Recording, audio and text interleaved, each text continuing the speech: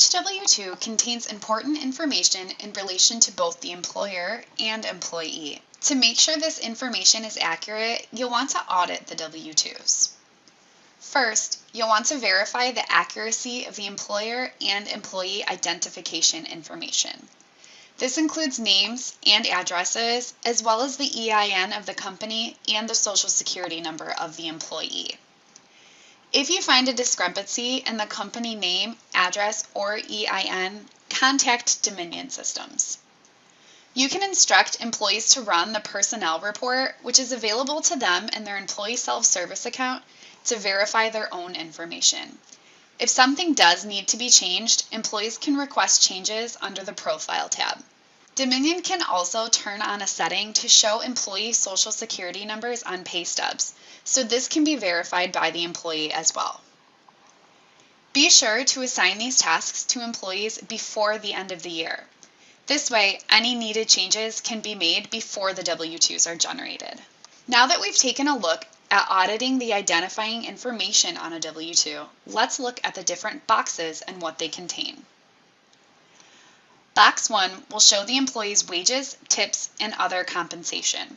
This will not always match the employee's gross pay, as this box will remove amounts paid to pre-tax deductions and deferred compensation. You can use the company listing standard report to see which deductions are set up as pre-tax. Box 2 will show federal income tax withheld. This amount will match the federal tax on the employee's last pay stub. Box 3 will show the employee's Social Security wages. Just like Box 1, this will not always be the same as the employee's gross pay. The amount shown here will be calculated as gross pay minus pre-tax deductions.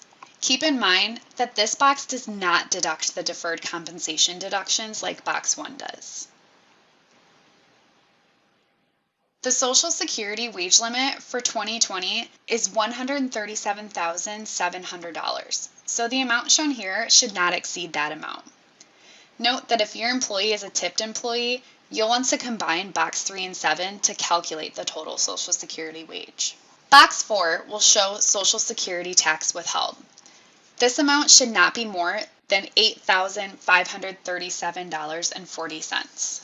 You can audit this by combining Box 3 and 7, then multiplying by 0.062. It should also match the Social Security year-to-date on the employee's last pay stub of the year. Box 5 will show the employee's Medicare wages.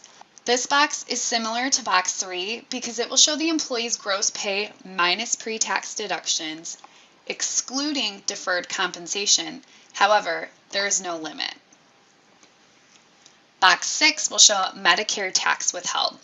This can be calculated by multiplying Box 5 by 1.45% for the first $200,000 of wages and 2.35% of wages exceeding $200,000. The amount shown here should match the year-to-date Medicare tax on the employee's last pay stub. Boxes 7 and 8 will show information for tipped employees.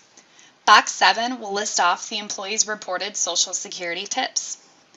This box is to be combined with Box 3 to calculate Social Security tax amount in Box 4. Box 8 will show tips reported by the employer that are not included in Box 7.